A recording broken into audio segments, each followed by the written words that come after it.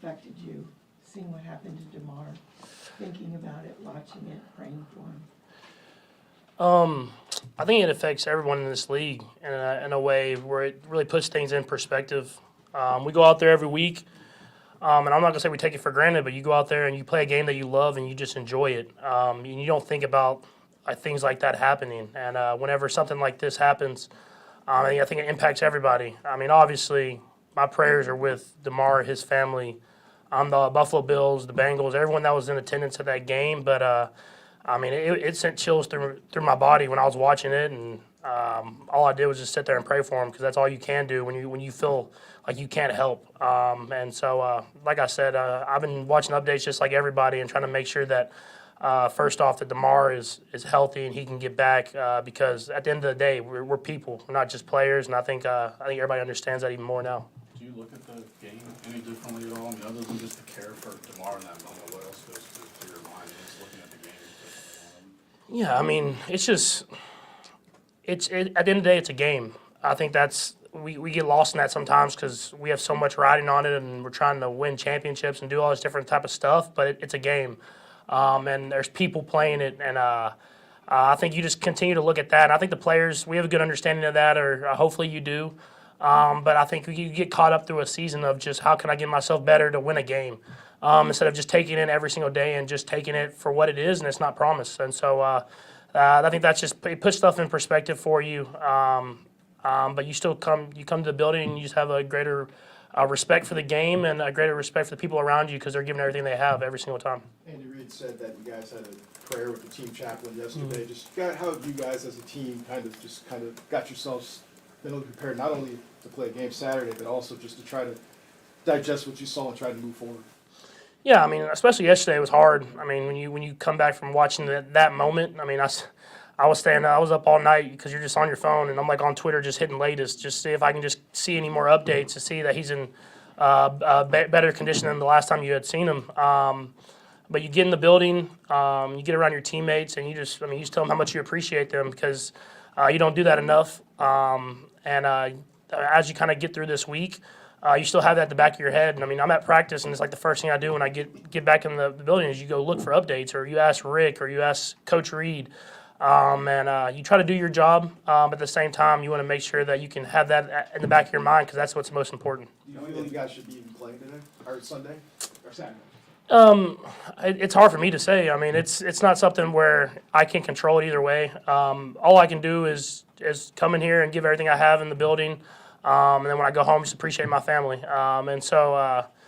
I know there's a job to do, and you have to go in there and do it. But at the end of the day, you just want to make sure, like I said, you want to make sure he's all right because that's what's most important. And like I said, it's a game that we all love and we all put everything we have into. But it's a game at the end of the day. All things considered, how difficult has it been to switch into when you're practicing into football mode, or does that serve you guys as maybe a helpful distraction just by getting back to work? Yeah, it can be a little bit of a distraction, just because when you're playing, you're focused on the play and everything like that. But like you said, when you get to the sidelines, or if you when you're in between plays at practice, I mean that's still there a little bit. All you can do is hope and pray that you get good updates every single time one comes out, and that whenever he's healthy, we can move forward and continue to play this game that we all love.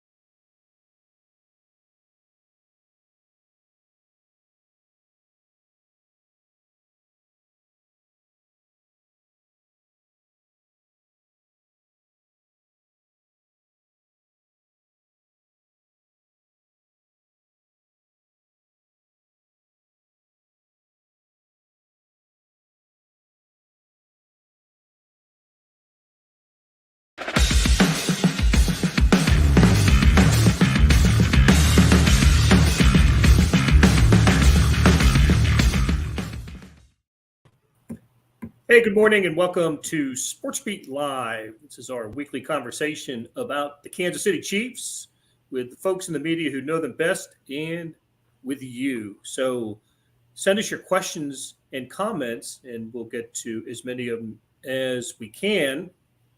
I don't know if you guys get on the call, how early you do, but George has been running in the last few weeks either a Patrick Mahomes or an Andy Reid clip from a news conference, and we heard from Patrick Mahomes today, and this was the first time that I've heard the Chiefs talk about the Damar Hamlin situation, and I thought Patrick Mahomes handled it pretty well. And I wanted to get your guys' thoughts on the way that the Chiefs addressed everything at the news conference on Wednesday. I guess that will continue in some fashion today. So we've got Sam McDowell, Herbie Teope, Vahe Gregorian, and Jesse Newell with us. And Sam, I'll start with you. What were I don't know what the expectations were for how the Chiefs would react, but as usual, I enjoyed what I heard from Patrick Mahomes, and I thought he kind of hit all the right notes. Yeah, I mean, I thought he was just very genuine. I think his presser was like 6.5 minutes, and the entirety of it was focused on Damar Hamlin, and he was very honest with his reaction to it. I mean, said it puts things in a new perspective, and I think what we learned most from talking to Patrick Mahomes, from talking to some guys in the locker room yesterday, were this had the same impact on them that it did on us. And I think there was this expectation that because these are NFL guys, that they think this comes with the territory. They recognize that injuries come with the territory. They recognize that could even be a season-ending injury, that potentially could be a head injury. And look, over the past 10 years, I would say, we've learned a lot more about the long-term effects of playing football. I don't think any of these guys realize that it could be that severe while they're playing. And so I think as much as this seemed like very jarring thing to us, of course their care and thoughts were going to be with Damar Hamlin, but they were just as jarred as the rest of us were by this. And you could tell that from the moment Patrick Mahomes walked in the room. And throughout his 6 minutes yesterday, it was just very evident that this was with him on Monday. He said he stayed up later than normal on Monday, just trying to find updates on Damar Hamlin, hoping that they would release something, that he's been at practice every day. And as soon as he gets back to the locker room, he immediately checks to see if there's been any updates. So that's all to say, this is going to be sticking with, I think, a lot of these guys beyond just this week, beyond just these press conferences that we're hearing them in. I think one of the things that one of my first of many reactions was the fact that it wasn't a head injury. You know, I thought we've seen players go back down after a collision, you know, that involved the helmets, but because this was to the, you know, basically to the chest, and he went back down. That's when I thought, wow, just this is going to be bad, and it was. Rob lets us know the family just tweeted that Hamlin is awake. I've been following the coverage on NFL Network this morning, and the news that the latest news is good. Herbie, I don't know if you been keeping up with it on social media and NFL Network and the like. Well, the good news is his family. He's got a spokesperson, and he is making progress. So that's the encouraging sign. And I just saw. Can't remember his name. Let me pull that up. The commenter said that I guess there's a tweet out right now that he is awake. So there's all encouraging signs for him right now. Yeah, for sure. Hey, all of us fiddled around at football as kids. Vahe, you're the only one that played it at a level beyond recreation or high school, and I want to know if. Obviously, you hadn't experienced anything quite like this, but do you remember seeing somebody, have a serious injury on the football field? I do remember not a life-threatening type of thing, right? But a chilling thing. My freshman year of college, where a guy had a compound fracture of his ankle, and the scream. It was over on our sideline in Philadelphia, and the scream everybody on our team heard the scream.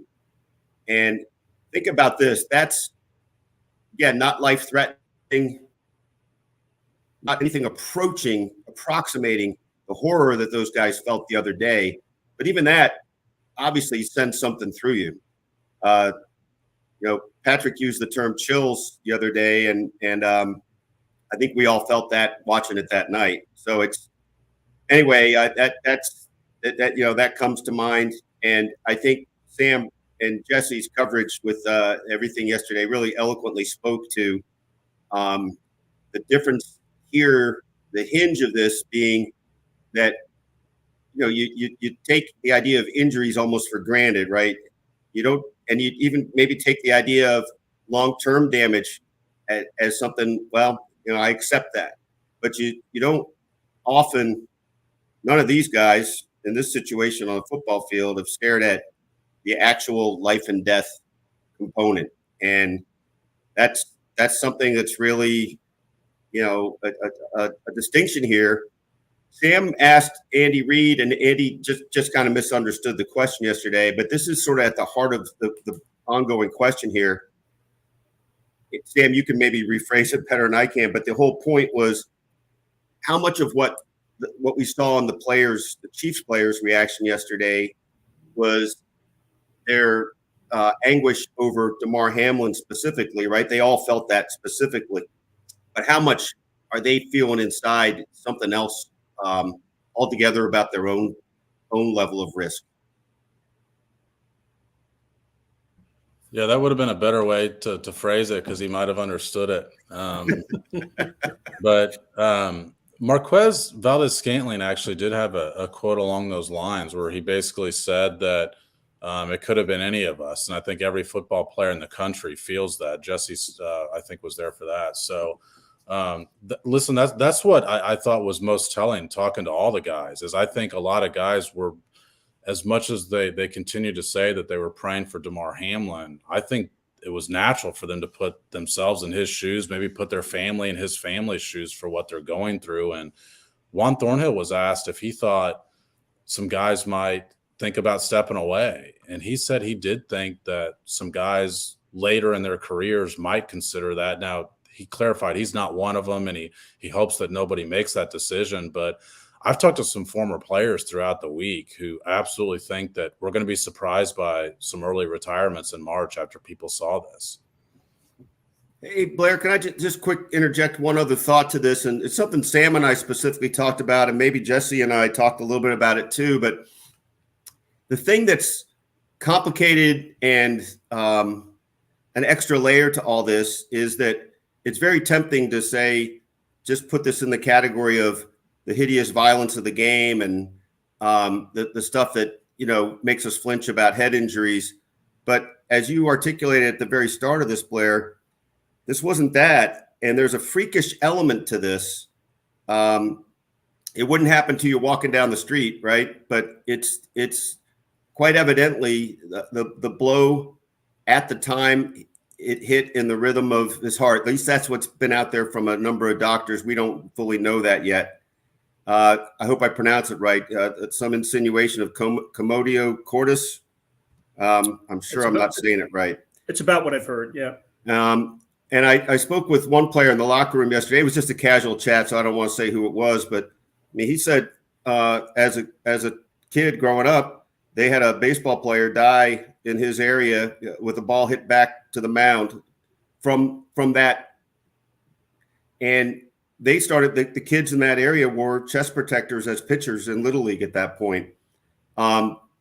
This is a little more speculative than it probably should be, but I guess my point is, I don't know that we ought to look at this as attributable to the overall violence of the game. And that maybe it's, call me right, call me wrong on this, but that's a rather routine hit that he took.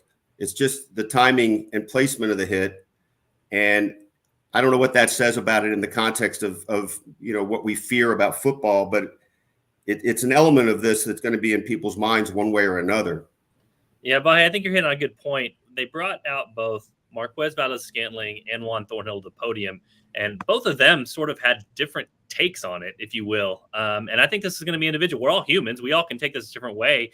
Juan Thornhill was kind of more your point, like this was just sort of an accident waiting to happen sort of thing, and it's kind of fluky, and you can't predict it. So really, it could happen to anybody, but it could happen to you if you're in a car accident. It could happen to you if lightning strikes you. I mean, it's sort of one of those things you kind of try to move on to it and use the rational side of your brain. Whereas Marquez Valdes-Scantling seemed very emotional, and Sam spoke to it earlier about football is really dangerous, and you put your lives on the line every single day when you go out there, and you understand that rest in the back of your mind, but it kind of gets shot to the forefront when this sort of thing happens. So I think you're going to see different people kind of react to different ways. That's sort of how trauma happens, and different people do react in different ways. But I think you are speaking to the main point here, Vahe, which is if this sort of thing happened 20 times a year playing football, 30 times a year playing football, there would be no football, because we would not allow it to happen as humans. We would not allow ourselves for entertainment to put people out there, high schoolers, junior high kids, college kids, professional athletes, whoever it may be, to put themselves at that sort of risk where people were dropping dead or having to be resuscitated on the field. So, this seems like a very fluky occurrence that can happen. But again, sort of your perspective on the spectrum of how you should deal with this is going to be an individual thing. I think every single chief is going to give you a different answer. Well, and certainly the NFL, college football, all levels of football have taken measures to improve safety over the years. There's a long list of things that have been done. And still with all that and with the type of hit that seemed, a hard hit, but not the type of hit that would cause problems, it did. It did cause problems. Paul comes up with a couple of, examples. It reminded him of Hank Gathers, the basketball player who collapsed on the floor for Loyola Marymount. I think it was 1990 is when that happened. That was, of course, that was a heart condition for Hank Gathers. And then Chris Pronger, the St. Louis Blues, nailed in the sternum. And that's kind of where I see most of I guess the worst kind of injuries is in hockey on the ice, but just because of the physical nature of that game as well. But let's not get too deep into other examples of this. I do want to talk about what the NFL might do with the rest of the schedule, with the Bengals-Bills game. But before we do, Herbie, I need my injury update, man, and I gotta tell you, we're talking about the same guys almost every week. McCole Hardman, of course, being one of them, and Harris, the on again, off again Harrison Butker saga. Let's start there, and how does it look for Saturday's game against the Raiders? Well, if we start with McCole Hardman, they finally activated him off of injured reserve. So now the Chiefs have 6 wide receivers on their roster, and we'll see what happens here if they actually put him on the field. Over the last couple of weeks, they always said it was important to get him some football reps, and I also think that's important ahead of the playoffs. But whether he actually plays remains to be seen. As for Harrison Butker, he showed up to work on Wednesday with back spasms, and he didn't practice. Coach Andy Reid was asked, is this a scenario where you might want to bring in another kicker just Butker can't go? And you know how Andy Reid is. Yeah, there's a chance. So we'll see what happens there. But a name to look out for is probably Matthew Wright. Kicked for the Chiefs earlier in the year, set the 59-yard field goal against the Raiders back in Week 5, which was then a short-lived team record. But he's a free agent right now, so I'm sure that he's probably on speed dial if the Chiefs need a kicker for Saturday. The other injuries, Joe Thuney, ankle injury. He's been limited in practice the last 2 days. L'Jarius Sneed, the cornerback, with the hip injury. He was limited on Wednesday. And then Sky Moore with the hand laceration. He practiced on Wednesday as well, but was also limited. Okay, good deal. Thanks, Herbie. Jesse, I know you've been on the story all week and about what might happen to the NFL schedule and what might happen to the Bengals-Bills game. There are 2 options. You play Bengals-Bills or you don't play it, right? And either one comes with complications.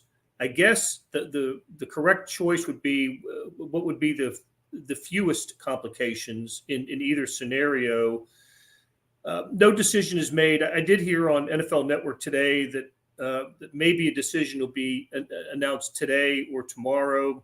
I was wondering if they wouldn't wait until the weekend games are going to be played before making a decision. So, but maybe that's too late. Maybe it does happen in the next 12 to 24 hours. But why don't you take us through the scenarios and what might happen with what might happen with Bills and Bengals and how it impacts the Chiefs? Yeah, it seems like two scenarios basically is what we've heard or been rumored, is that you basically play no contest and not resume the game and play these week 18 games as scheduled and then start with the playoffs, go by win percentage, or you could move that game to a week 19 and then potentially play the NFC side of the playoffs that week. Everybody in the AFC gets a bye, and then you start the AFC playoffs the next week. The NFC teams get a bye then. Honestly, it's a difficult situation. Like you said, Blair, there's a lot of ramifications no matter what you decide. I sort of think the do the least amount of harm option is going to be that no contest. I just think that if you don't call this a game and you go by the standings, it does impact the Bills in a negative way. It does impact the Bengals potentially in a negative way, but nobody asked for this. You know what I mean? Nobody asked for this sort of thing to happen. And at this moment, we're hearing reports about how the Bills and, Hamlin's family met on a Zoom call with the Bills, and they're, needed to hear from them and still very emotionally attached to ask these teams to go out there and play this week and then play next week a standalone game and just continue to go out there. And then even potentially with that, there's negative ramifications. If you're giving the whole AFC a bye and making the Bills and Bengals play, you might not be doing those teams a service if you're kind of jostling everything around to make this game happen. So I think the no contest is the most likely option. I think that's what they're eventually going to land on. And how that impacts the Chiefs this week is in a very small way, but an important way if it does come to the end of the game, which is if the Bills had lost last week, the Chiefs could have either won or tied the Raiders to get that overall number 1 seed. Now, if this game is a no contest, the Chiefs need to win against the Raiders. A tie would move them back behind the Bills if the Bills only play 16 games. So probably not something that's going to be impacted, but something for the Chiefs to know in the back of their minds in case, you're in overtime. It's only 10 minutes now, so we've seen 2 ties this year. I think 7 since they moved it to that 10-minute period, so about 1 or 2 a year. So just something for the Chiefs to know, because if you get the ball back on your own 5-yard line with 40 seconds left, you got to take that ball down the field and try to score. In other circumstances, maybe a tie would be more relevant there, but the Chiefs need to win this game. Obviously, they're expected to win it, and most likely it's not going to end up in overtime, but those are the scenarios you need to know if this game becomes a no contest. So, Blair, I actually have a couple ideas here because I agree with Jesse. I don't think this game's going to be played. There's just there's too many logistical problems for squeezing in this game. Also, the game takes on a different sort of significance if it's played after the Chiefs game, because they know the result of the Chiefs game, and therefore only one of those teams is playing for the number 1 seed, as opposed to they originally thought that both of them were playing for the number 1 seed if that game had happened last week. I don't know how hard the Bengals would be playing in that sort of game if the Chiefs win, and therefore they're playing for the difference between the 2 and 3 as opposed to the difference between 1 and 2. But I just keep coming back to if it's a no contest, both of those teams get punished. And I don't think that the result can be that the Bills and Bengals are punished for what happened here. Now, granted, there is no good options. So one idea that I don't think the NFL is going to adopt is you just go by the loss column. And therefore the Chiefs are potentially the team punished, but also just potentially the team punished, because if the Bills had won, then they're in the same spot regardless. The other idea is you switch up the meaning of the number 1 seed, which is the number 1 seed could potentially have to play on opening weekend, and maybe the 2 seed gets a bye. And therefore, maybe they offer the Chiefs the option to say, you can have the 1 or the 2. You can either have the bye or you can have home field advantage in the AFC Championship. So it kind of splits the advantage of receiving that number 1 seed. It's a little bit of a compromise. I think it's a little bit icky if the Chiefs luck into the number 1 seed. And luck in is probably the wrong term to use, because they will have won 14 games. But I don't think it's a great option that the Chiefs somehow benefit from the situation we saw there on Monday night. here's the problem, Sam. With everything you try to do, you come up with more complications. So if they do that with the 1 and 2 seed, the Bengals are sitting there saying, okay, now we're the ones that got punished. We were up 7-3 on the Bills at home, about to win and get the 2 seed, potentially the 1 seed. Now you're going to kick us to the 3 seed and give the Bills the advantage and the Chiefs the advantage. So there's just no way to do this. The only real way is to basically say this game didn't happen. And that's really essentially what took place. The game didn't happen, and it's probably not going to happen. So, I appreciate the trying to do this in fairness and everything, but the bottom line here is that these teams had other games. There were opportunities to win more games in the past, and nobody asked for this. The Chiefs didn't ask for this. The Bengals didn't ask for this. The Bills didn't ask for this. So to say one team benefits or not, it's just sort of the way it works because the game was never played. So I appreciate trying in the name of fairness to sort things out, but you just can't do it. I mean, that's the problem. You can't do it. So you have to do the least amount of harm, at least the way I see it. And the least amount of harm is just to act like the game didn't happen because most likely the game's not going to happen. Just a couple quick things to add into this.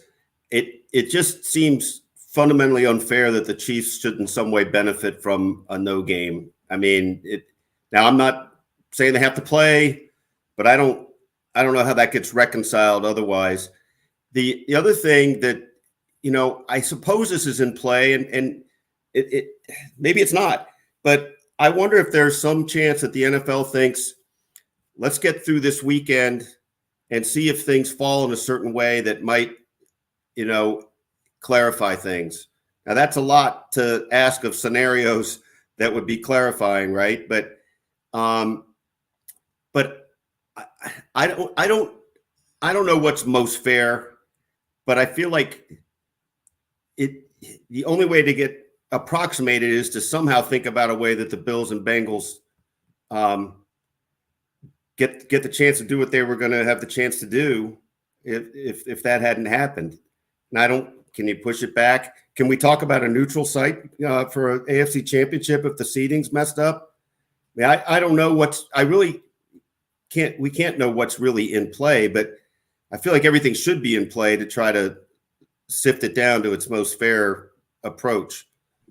So yeah, let's have the neutral site be the third city, whichever of these three teams. Both in Cincinnati, Chiefs and Bills in Cincinnati. Yeah, Chiefs and Bills in Cincinnati, Chiefs and Bengals in Buffalo, or Bills and Bengals here in Kansas City. Yeah. You get the finances and the concessions and the ticket sales and all that at least. I do think, guys, if we're looking at this and, with what's happened, it's just so complicated all the way around that it does feel bad. You don't want to benefit from that sort of thing. But for the NFL, when it first happened, they went to the players and the coaches and said, do you want to continue playing this game? And they obviously said no. And that was the right move, to go to the players. All these scenarios you're talking about, Vahe and Sam, I'm sort of thinking about this contingent that the NFL goes to the Bills and Bengals and says, we will make a Week 19 game for you if you want it. We will do this for you if you want it, if you believe that's the best way. I think if I'm the Bills and Bengals, I turn it down because I don't want to play an extra game. And frankly, this game now has become so emotional and so emotionally packed, not to mention the fact that, as you talked about, Vahe, there's a scenario where other teams could be hurt by this game being played in Week 19. Like there's a scenario out there where the Bengals be very not motivated to play any starter in that game against the Bills. Then the Bills could come out there and play their starters. The Bengals could lose the game on purpose. This would be a standalone game on national television. And all of a sudden the Bills get the 1 seed because, again, the Chiefs played early. The Bengals knew the stakes, and the Bengals knew they had nothing at stake. So there is no fairness in here. I get it. I mean, that it's a horrible situation the NFL have to deal with. But, again, it just feels like the more you mess with, the more you have to deal with consequences down the line that you're not thinking about. And that's why, to me, I'm not loving the no contest thing. I just think it's the only thing you can do to know all of the ramifications of what's going to happen down the line without picking a side and saying we're favoring this team or another. No contest means you are just basically saying the game didn't happen and you're not messing with everything else down the line. But I think the NFL, as they did in that game on Monday, will probably do the same thing here. Is if these two teams want to buckle up and play Week 19, they should play it and they should get that game in.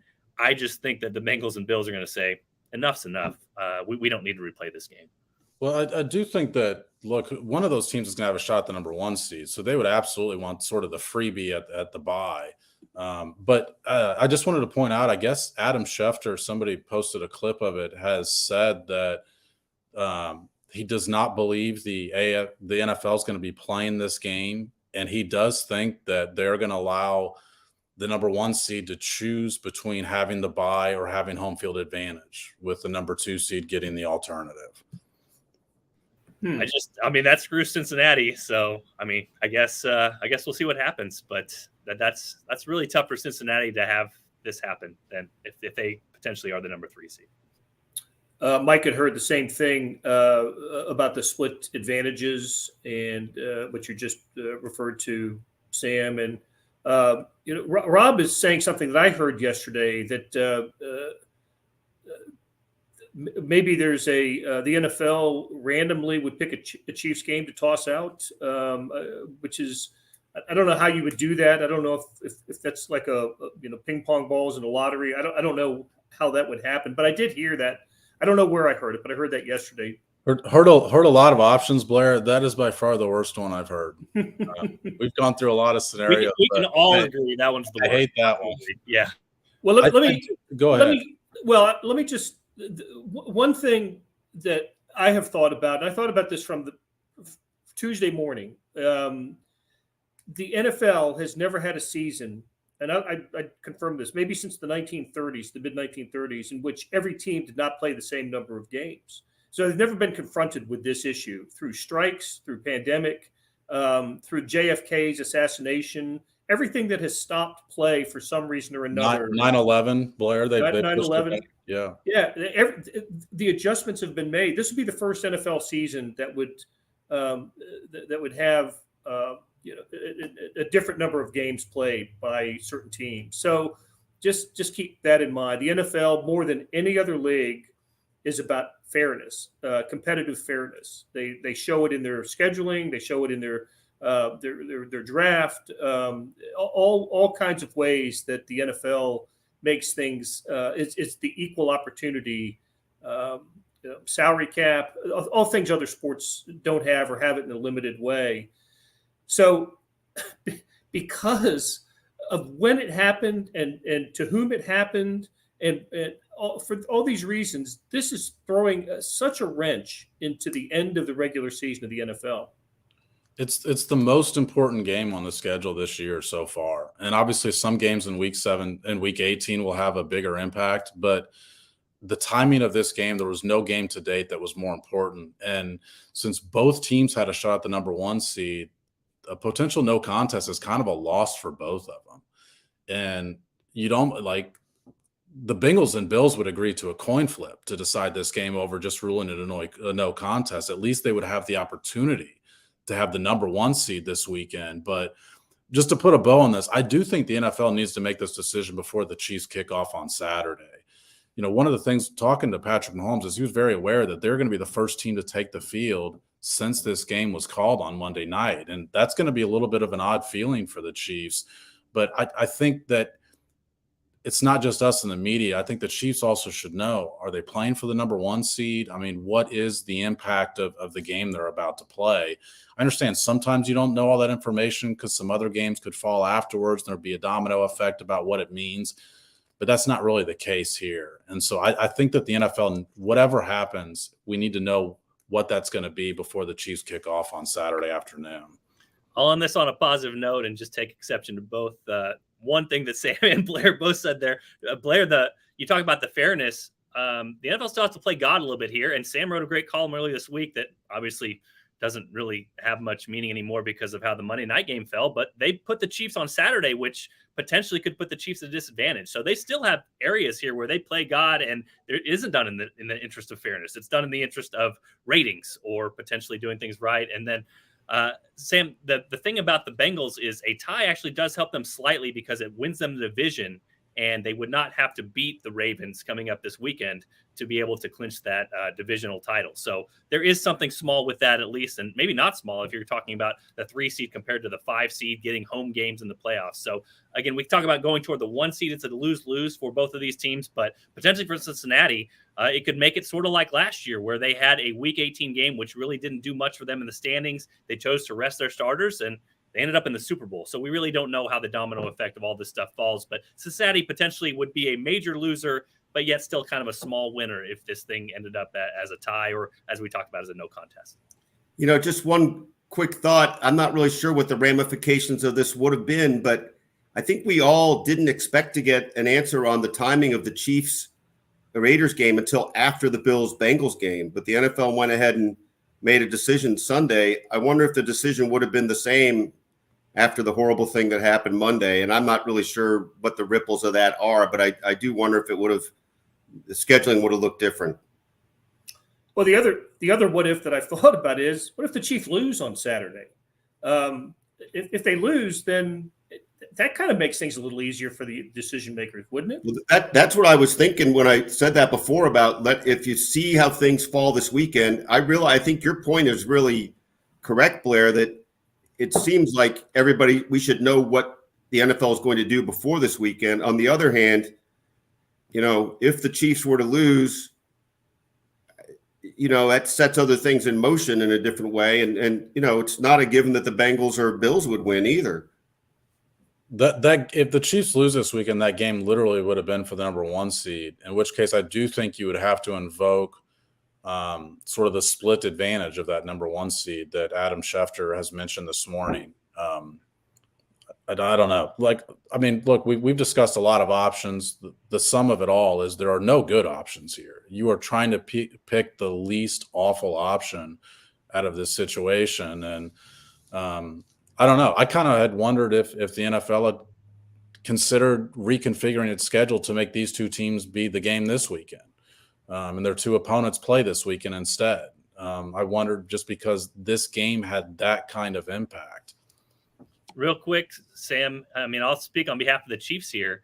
It's a little bit unfair to have the Chiefs play 2 games before these other teams, like the Bills and Bengals, have played one of their last 2. You know what I mean? So we're talking about, the Chiefs have to earn this thing. Well, the other teams, again, not by choice, but they're sitting back and waiting for the results, and then they're playing appropriately. There's a reason these other sports like soccer, baseball, the last game of the year, they always sync them up at the same time, so you don't have that innate advantage. So I'll speak on behalf of probably what the Chiefs are thinking right now. It is a little bit unfair to have to play all these games in a row and give all that information out to the other teams that are chasing you to let them know and proceed accordingly when you're sort of, having to play all these games before they have to. All right, guys. Terrific conversation. So much to talk about. So much unknown. But we'll all be paying attention over the next few days to see what happens. And all you guys heading out to Vegas, travel safely. Somehow find a way to enjoy your surroundings. And we'll talk after the game. We'll see what happens. We'll hopefully. Well, I don't know if we're going to say hopefully, but perhaps we'll know an answer about the rest of the season when we meet again, which will be sometime Thursday after the Chiefs-Raiders game. So for Jesse, Sam, Vahe, Herbie, and George Howard, our producer, thanks a lot, guys, and we'll talk again soon.